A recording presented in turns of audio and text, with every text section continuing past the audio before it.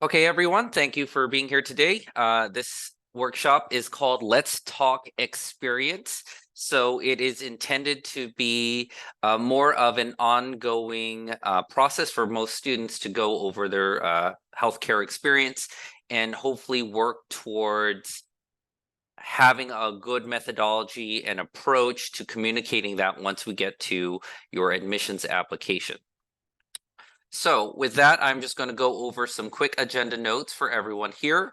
We'll be going over what do we actually do or use to define experience, aka work and activities. We'll go over some tips and general considerations for documentation and journaling of those activities. And then how do we consider converting those activities or work and experience into sections in which you are going to submit for either AMCAS or any of the healthcare applications that you are going to be submitting. I will say for purposes of today's presentation, the primary focus will be on MDDO, but a lot of this will be widely applicable to other professions such as pharmacy and PA. And then we will have hopefully enough time to go over a few different examples. I'll read through them with you, kind of talk through the rationale and logic, as hopefully save time at the end for Q&A. All right, so hopefully for some students, this should be more of a review. So what are experiences? Well, they are works and activities when defined on things like the AAMC application or AMCAS application. And they could be essentially anything that is outside of the classroom. Right. So say, for example, you are doing shadowing or you have a volunteer organization that you're a part of, or maybe you won an award for something that you did at school. There are different ways that we look at the works and activity section of your application. And broadly speaking, I typically call it experiences, but on there are going to be things such as, presentations, poster presentations, and the like. So a question that comes up very quickly, especially for our healthcare professionals, are understanding the differences between service and clinical experience, and then also where they may overlap. So the short and narrow of it is really that for service and service experience in particular, the focus is on serving a vulnerable community or providing meaningful support and interaction with a community that needs help, right?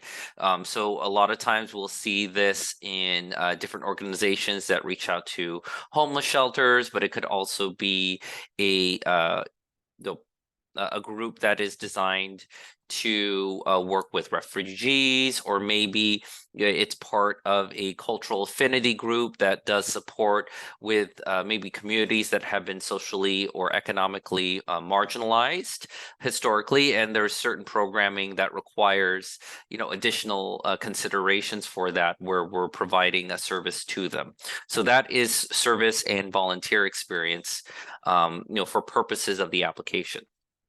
Now, I will say for clinical experience, I have a very specific definition that we use for purposes of admissions. So really, when we're talking clinical experience from a healthcare context or admissions, what we're really looking for is kind of 5 key points. So I'll go over the points with you, and we can kind of discuss how students work towards getting those all accounted for, okay? So clinical experience is working directly with patients alongside healthcare professionals in a clinical or hospital setting, providing healthcare education or treatment, which contributes to the patient's healthcare outcomes.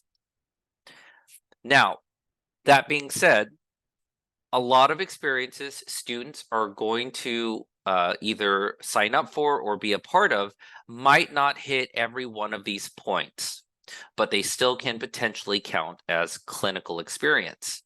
So how do we gauge that, right? So for clinical experience, I like to think about it, if we can hit about 3 or 4 of these points, at least we start to go into the realm of could be potentially considered by admissions as part of your clinical experience. there are going to be some caveats. So the first caveat is that ideally there is some level of patient interaction, which is why shadowing more often than not is not going to be counted as clinical. Okay, direct patient action is a necessity. Besides that, though, there are some experiences on here that kind of skirt the line a little bit. So, for example, medical scribe. Okay, so medical scribe, you aren't quite working directly with patients. You're usually present alongside the patients, but you are working with the healthcare professionals. You're typically in a clinical setting, right? You are not directly interacting, but you are documenting the healthcare information as the doctor is working with the patient. Now, where it starts to become clinical is the fact that medical scribes positions directly contribute to the patient's healthcare outcome. And that is because, if a patient is working with insurance, how they are statused affects how they are able to receive insurance and therefore how they are able to receive treatment, which contributes to healthcare outcomes. So that is just a quick example. For the ones that are doing other types of paid work like EMT, CNA, medical assistant, phlebotomy, those typically will count as clinical experience as is, just because, again, it should probably hit all of those points pretty quickly. Where we have internship and volunteer that has a clinical focus, again, this is where we're going to be in the realm of maybe we aren't going to do every single one of these areas, but there is going to be enough interaction within those areas that it goes towards clinical experience. Typically, the goal I have for most students is that if you have a combination of different experiences that help you work towards having clinical direct patient care experience, the combination of those experiences together should give a solid enough reasoning that you have had a full level of clinical experience, even if each one of those experiences individually doesn't necessarily hit all of these points. So that's a very key consideration that is important to be aware of when we're talking experiences, especially when we want to communicate those points in the application process. So I just wanted to make sure to point that out because this is a very important part of many of the application review areas when it comes to reading about experience. Okay, so research experience does come up a lot, similar to clinical experience. I will say UCSD is great at providing research experience opportunities, probably more so than some other institutions out there. That being said, hopefully with research, you can try it out, but I wouldn't necessarily fully pursue it unless you are able to commit a lot of time and are interested in the topics that you are researching. If it's something that you have very little connection to, very unlikely you're going to be spending the most amount of your time doing research, with a few exceptions, of course. So if you're an MD, PhD, you are going to be expected as part of your experiences to have a significant amount of research. Be prepared to have a separate essay for your MD, PhD applications talking about your research and what you would want to do. But for everybody else, research is more of an opportunity for you to develop a good relationship with a PI or principal investigator, possibly get a letter of recommendation, maybe talk about some of the scientific process and the knowledge and backing that goes into some of the things that are developed for treatment, right? Those are all positives that can come out of research, not all the time, but these are things that we want to consider if we decide to do research, and also what we might want to talk about or take notes on, again, for purpose of once we actually are going to apply. But I will remind my students, again, research is not required, but if you are going to do it to the best of your ability. Document, and see if you can get, again, those letters of recommendation and other areas for purposes of your application. All right, so the next thing that we are going to go over is how to start tracking experience if you haven't done this already. I will say I just released this onto the HealthBeat website. You could find that there. For the students that are attending this presentation, you are the first ones to get the heads up and first look of this tool. Essentially, it's a sample for you to try out and utilize for purposes of tracking experience. Now, again, AAMC will limit you to 15 experiences. I put 30 there because the ACOMAS application has an unlimited number, but I highly doubt anybody is going to get that too much farther on the 15 experiences, activities, works cited, etc. So what are we keeping track of? Well, it's going to be a combination of information that is going to be asked of you already by the AAMC or by a lot of the application systems, as well as maybe some important notes or areas that are going to be helpful. So for example, name of experience, straightforward. Organization or affiliation, if it's a nonprofit, what's the name of the nonprofit? If it's a hospital, what's the name of the hospital, etc. Experience type, which I put on there, is actually based off of the work and activity section in the AMCAS application. So it's a drop down. I forgot how many are on there, but it is a very exhaustive list. So at least it makes it easier for you when you are going to try and fill it out eventually down the line on application, right? And then I include other important details that are helpful for students. So for example, point of contact. If there is a point of contact with your experience, make a note of it. Who is this person?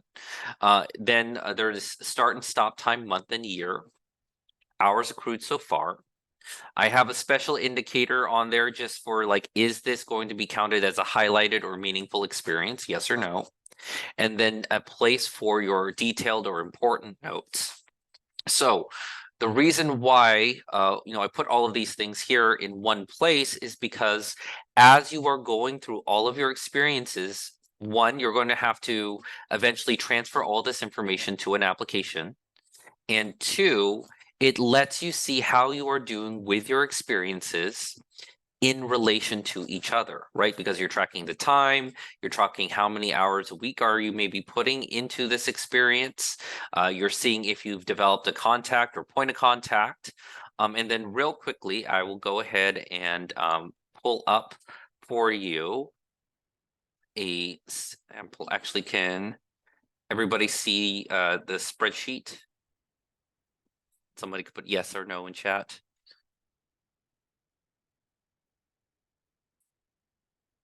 Perfect. All right. So again, quick illustration, artistic endeavors. Yes, artistic endeavors actually is a separate category, but there's this whole slew of different ways students can communicate the relevance of their experience. Okay, so I just want to make sure you are aware of that because this is very important when we're, when we are kind of seeing the variety of experiences that you are accruing. Now, the other reason why I have this point of contact area here is because I actually made a separate tab for you guys where once you have points of contact, guess what? Some of your letters of recommendation have to come from these experiences. And who better to ask than people who might be in your most meaningful experiences or places that you spend a lot of time. So if you are going to reach out to these people for purposes of a letter of recommendation or developing a professional relationship down the road so that they can read about, proofread or read through your personal statement and your experiences, why not keep a tracker of who these people are, right? So say you have a contact, they are a clinical site coordinator that you had a lot of opportunities to talk with because it was during your volunteer time at a hospital, and then they share with you that they would love to stay in contact, maybe give you some advice, read some personal statements since they work alongside a lot of the doctors at a healthcare facility.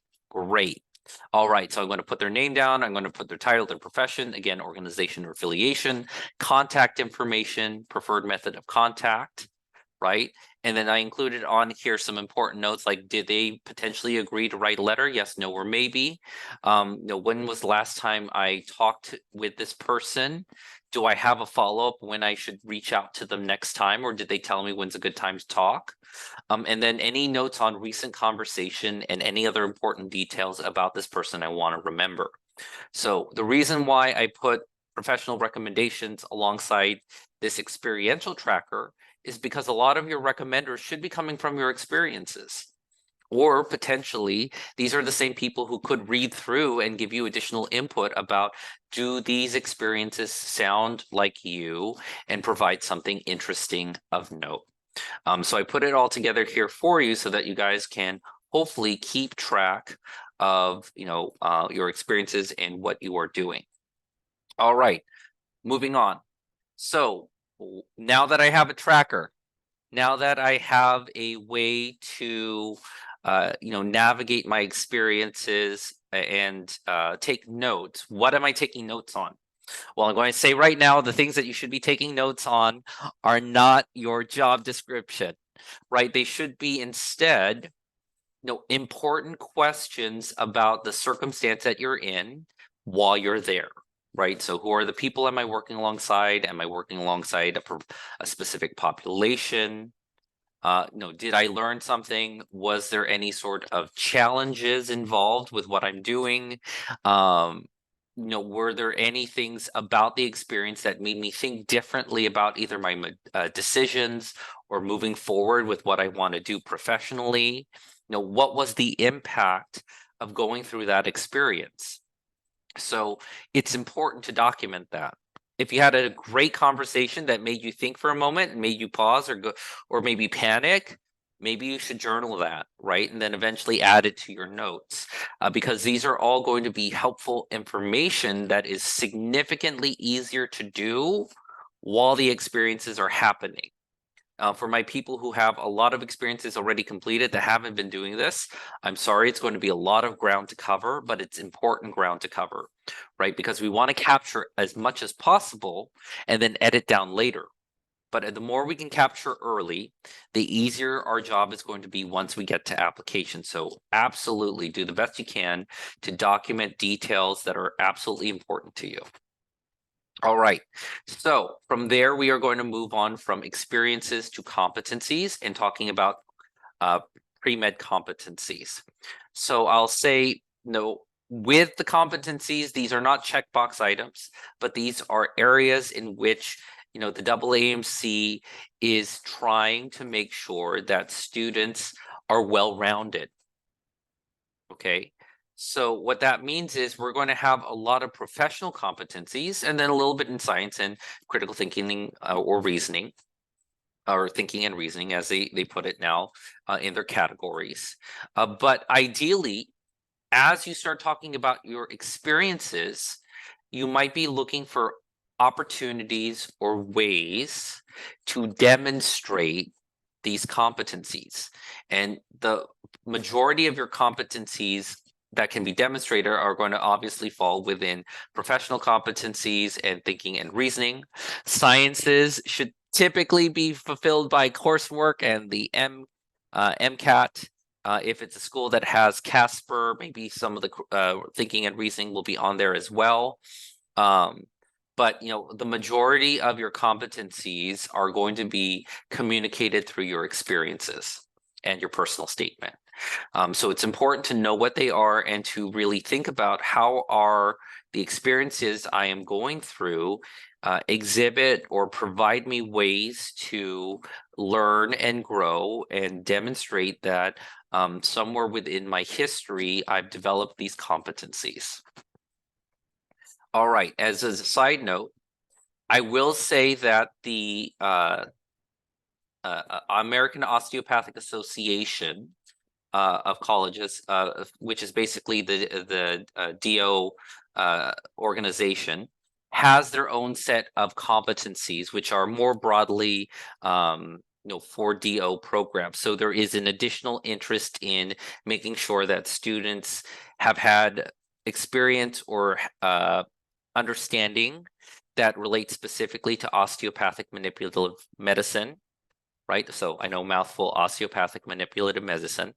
So make sure that if you are going the DO route, try and find some way to get connected, whether it's informal interviews, shadowing, or having conversations with DOs to have a bit of that experience and understanding under your belt so that you have a better way to approach that competency. And then as well as some of these other areas are a lot easier for you to get to medical knowledge. So, going through either healthcare experiences or the science classes you're taking. Same with patient care, professionalism, and practice-based learning. I'm not going to give you the full breakdown for each of these 7 competencies, but if you are curious, they are available on the American Osteopathic Association website, and they go into great detail if you look at the 7 competency domains for osteopathic medicine. But I did want to touch on them for my students looking at DO applications. All right, so some things to note with your application and how your experiences are going to get documented. So again, this might be a review for some of you, but I'm going to go over it. All right, so for the AMCAS application, you are limited to 15 works and activities. Okay, so out of those 15 potential ones, note that they're going to ask you all that information that I just asked you to record and document ahead of time, and that there is an experience description. So on the experience description, they give you about 700 characters to write out whatever this experience is. Understanding that there's only 3 experiences that you are going to get more room to talk about those experiences in detail. All the other experiences, you only have 700 characters. So you have to be very thoughtful about what you want to communicate within those 700 characters. Now, for the 3 most meaningful experiences, we'll go over a couple different ways students approach talking about those differences between experience description and most meaningful experience remark, which is what they call it on the AMCAS application. But the most important thing to note is they're separate but and listed together. So they'll get the 700 characters plus the 1325. So they're not 700 in addition to or including the 1325 characters, and they are not all one box. So you can't combine and assume that it's going to read nicely between the two. Just note these are 2 separate items. Okay. Big difference with ACOMAS, your DO application students, is that and I believe Tadimas is actually more similar to ACOMAS than AMCAS on this. So for your experiences and activities, it's unlimited. Okay, so you can put, you can have 20 little ones if you want. That's perfectly fine. But all of them are going to be capped at 600 characters. Big difference. Right. So be very mindful if you're applying DO, you're going to have to be very strategic about what you are able to communicate specifically within those 600 characters. You will be able to highlight those experiences. So if you want to say the ones that I'm highlighting are more important to me, and I think the ones that reviewers should pay closer attention to, you can still do that. However, you are not going to get additional word count for those activities. So again, those 600 characters will really count for ACOMAS. Okay. As far as one additional consideration with ACOMAS, sometimes within the same area, you're going to have supplementary questions where you can have little 500-word mini essays to talk about any extenuating circumstances that you have. So make sure to just review the entirety of those questions before fully completing your experience section to make sure that you're covering every front that you could possibly cover for communicating that information, since again, you won't be getting those additional 1,325 characters like you would in the AMCAS application. So I like to point that out for all my students. So how do we actually start converting over these experiences? So I put together a little worksheet for anybody who wants to see kind of a way to kind of re-review the competencies and start drafting experiences. It's just a nice little PDF. I'll see if the presentation won't completely break if I do this. It should be fine. But so this is the kind of pre-med competencies worksheet that I put together for our students. And what you can do is you can review a detailed description of each of the competencies, but more importantly, you can pull this up alongside your experiences and kind of, if you want to print it out or open it up on tablet, you can kind of maybe practice thinking about how am I going to write these experiences in a way that is reflective of maybe some some of the competencies. So for example, I put a little side note here of one of them that was actually from a student experience a few years back. So obviously on the AMCAS or a COMOS application, you're not going to put cultural awareness / empathy. Nope, don't put that, right? But you can actually just practice seeing how much space you want to kind of type out for maybe a 600 or 100-word character response that hopefully talks about some of those areas. So I'll just read it out loud real quick for students. So this is an example. Working with X volunteer initiative, I learned about healthcare challenges based on both socioeconomic factors along cultural expectations.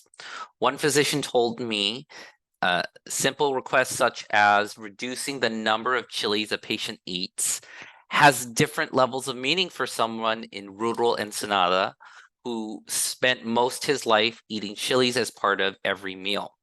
I realize if a patient, I realize even if the patient suffers from gastroenteritis, which usually has a lot of, digestive challenges, asking them to change their diet is asking them to change a part of their upbringing. So trying to meet them part way was a part of working with your community. Okay, so that's a very basic example, but this gives you an idea of the thought process of, if I can write it out, does this actually speak to some of those competencies or areas within, the pre-med competencies that they publish? So that's a good practice for students looking at trying to start converting what you have into how to describe competencies. Okay, so moving on from that, when are you going to work on these? Okay, so the answer is you're going to work on these all the time, but I usually kind of flag people down around now in the year to say if you are applying this upcoming cycle, around now would be a very good time to start knowing which experiences you want to spend extra time on. And that's because if you have 3 meaningful experiences and you're using an application that gives you the opportunity to put in 3 meaningful experiences, you're going to want to spend extra time on there because the reviewer is going to take more time reviewing it. And you want to make sure that you are utilizing every one of those extra characters to give you some substantial either information, story, or insights to really help them understand something about you and the experiences that you have. So typically in the timing process of things, I would hope students are starting to, at the latest, start working on their meaningful experiences during the winter quarter or winter time leading up to application. So, January through April, leading up very closely to when somebody might submit. It's a good idea if you can actually time it that way.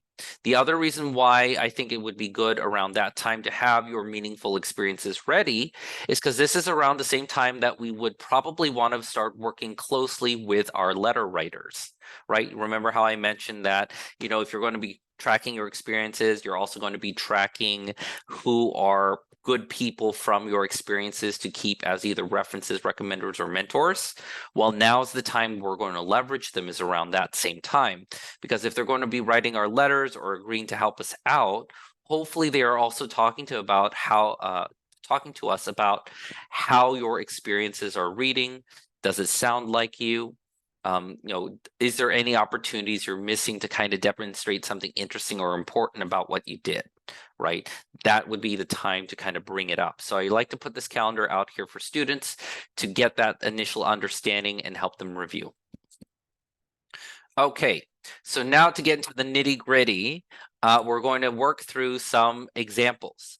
But before we work on some examples, I'm just going to give a couple, or well, 3 examples of things we should hopefully avoid in our experiences. It's not that they're bad, it's just that they're not as helpful for purposes of the application. Okay, there's going to be one I'll point out here that is extremely problematic, but we'll get to it. So, okay, so here are some 3 examples of ways people have gone about their experience section that has not helped them. Okay, so the first I will say is what we call the sales pitch. And so the sales pitch is, I am going to try and sell you on the core competencies or the competencies by putting them right into my description. And you are going to know I have these competencies because I'm telling you I have these competencies directly, right? That is probably not a good idea, but we see it. So here's an example. Effective communication ensured compassionate interactions with patients and seamless collaboration with colleagues. Strong problem-solving skills were developed to resolve situations like malfunctioning equipment. Being an undergraduate EMT allowed me to develop these skills, hands-on experience, and make meaningful impact on my patients. That's unfortunate that they didn't actually give us an actual example of these skills, right? They gave us a sales pitch. They gave us, I'm going to give you buzzwords without demonstrating the significance of the work that I did, right? So that is the first thing that we see very common with a lot of these experiences is it's more of a pitch focused on telling you what skills and competencies you have. That is not the point of the experience, okay?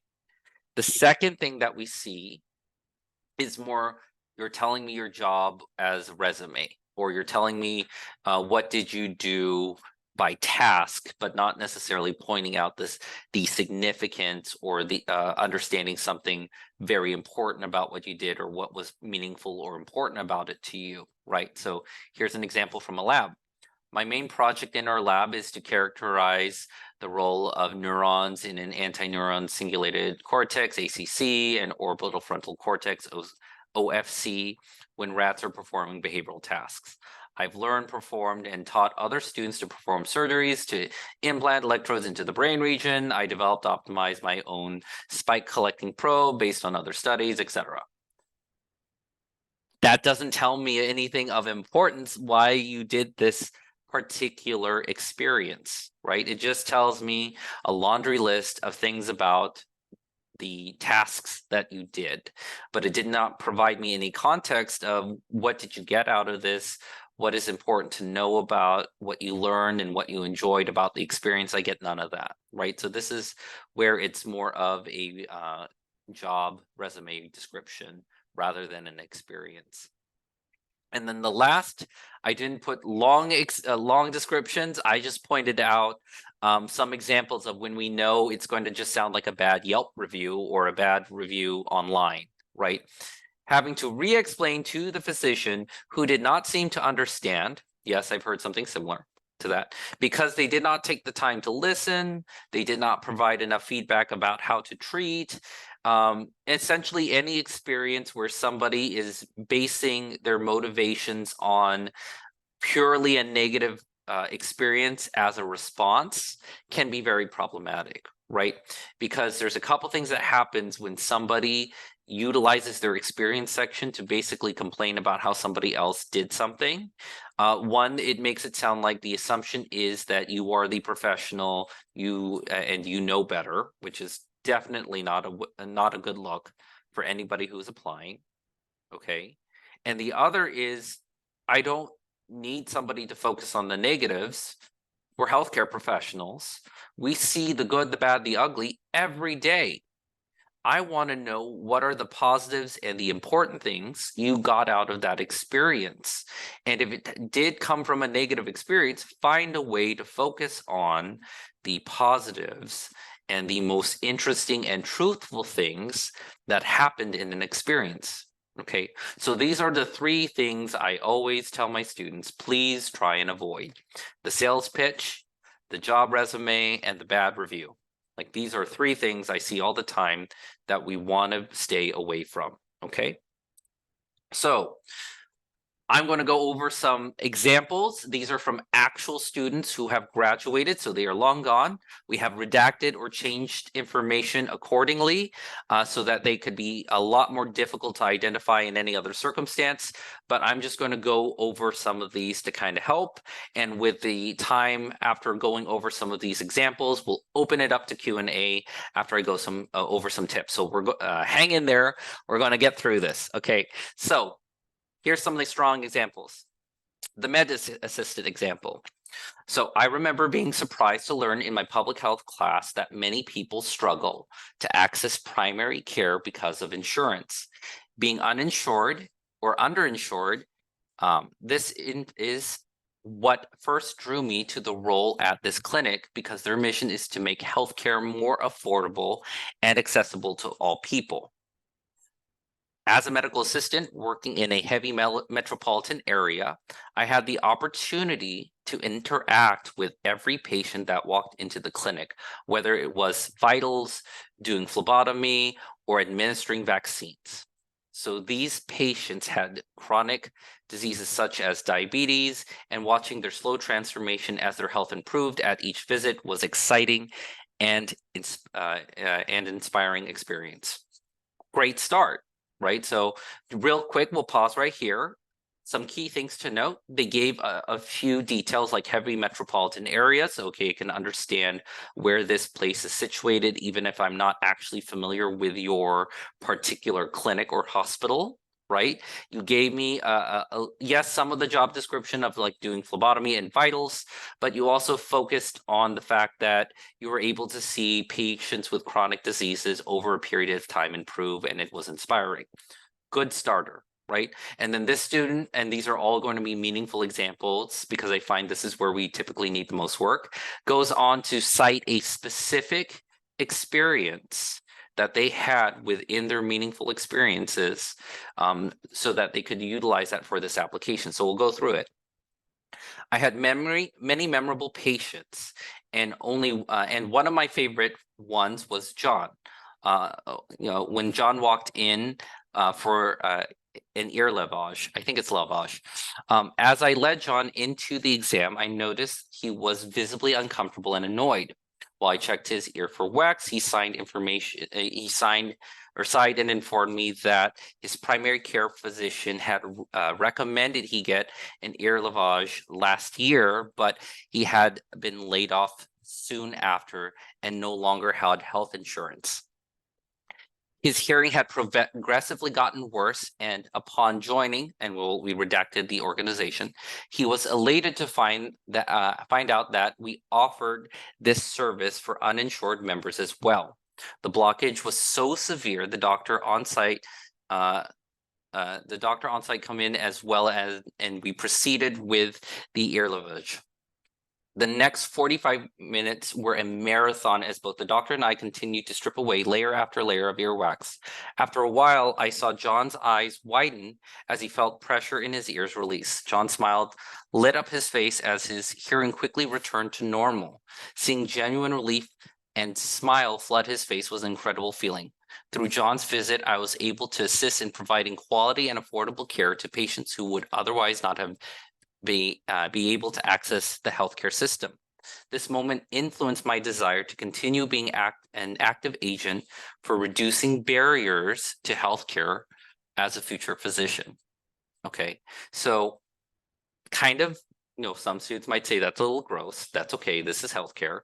But the most important part was the idea that this person wanted to give a specific example where they saw where affordable healthcare matters the most. And it's not necessarily even for severe conditions, but conditions where without proper treatment become an ongoing problem for patients, right? So this covers multiple areas of being able to both understand challenges, having awareness of the needs of a patient, as well as the additional, socioeconomic context of not being able to access healthcare because of insurance, right? So this is a basic example, but I like to, give a few different ones. We don't have to go through all of the examples because I do want to leave some time for questions, but I'm going to see about.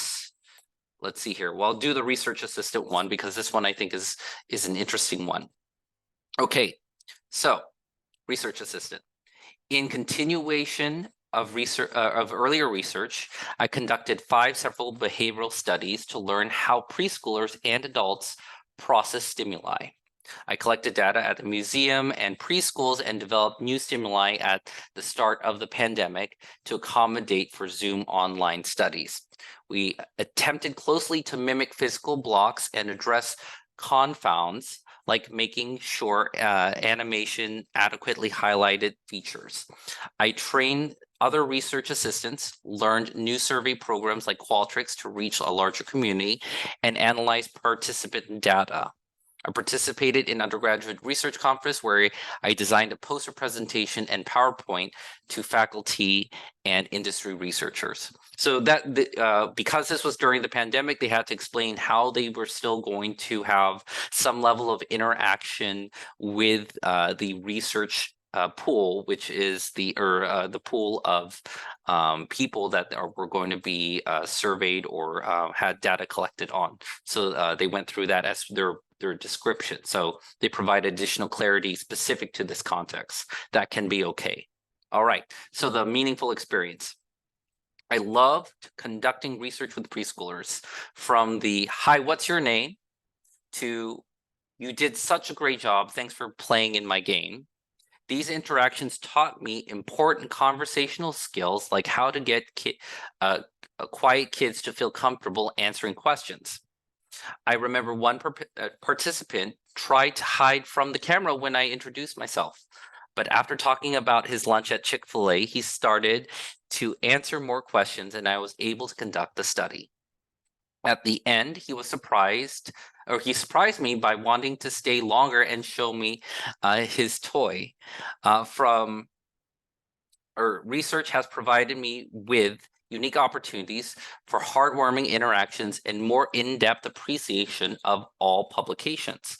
From analyzing data to thinking of new experiences or experiments, I realized how much research relies on collective effort of multiple individuals.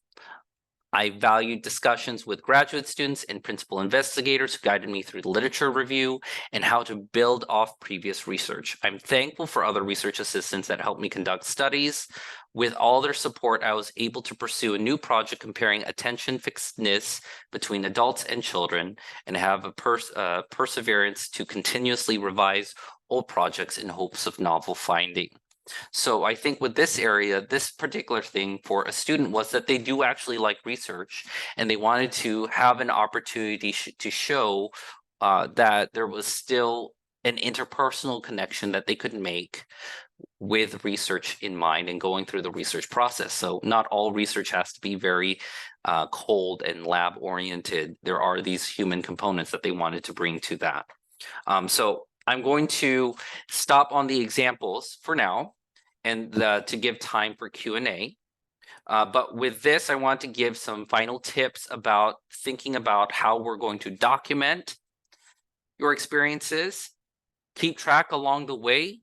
Make sure to then think about, once you have documented everything, when would be a good time to start really drafting what these experiences look like and making sure to spend close attention if there are going to be specific experiences that are going to be highlighted or that are going to be considered most meaningful, right? So think about, do these experiences provide you some strong mentors? Did you gain specific insights? Is there anything about going through these experiences that you consider transformative or helpful? Reflect on your lessons learned and remember that not every experience has to be significant, but you can always highlight the positives about an experience so that the reviewer understands what you got out of it, right? So this is going to be a continual process of review, reflect, and being able to start this early by documenting is critical for you to be successful and not to have to do as much once we get to application. So those are some of my final tips when it comes to experiences, and hopefully this has been helpful for you to get started. Oops, that was one I edited out. So we're going to transition to questions, but before we do, some just quick reminders. Next week, we have a Meet the Dean from UQ Ochsner. That is going to be on Wednesday, this next week, the 6th, and then the following week, the 13th, we're also going to have the Dean from School of Medicine here on campus. So I just wanted to remind you guys before anything else, and we transition to Q&A, here are some quick reminders. All right. With that, I am going to stop the presentation, if it will let me.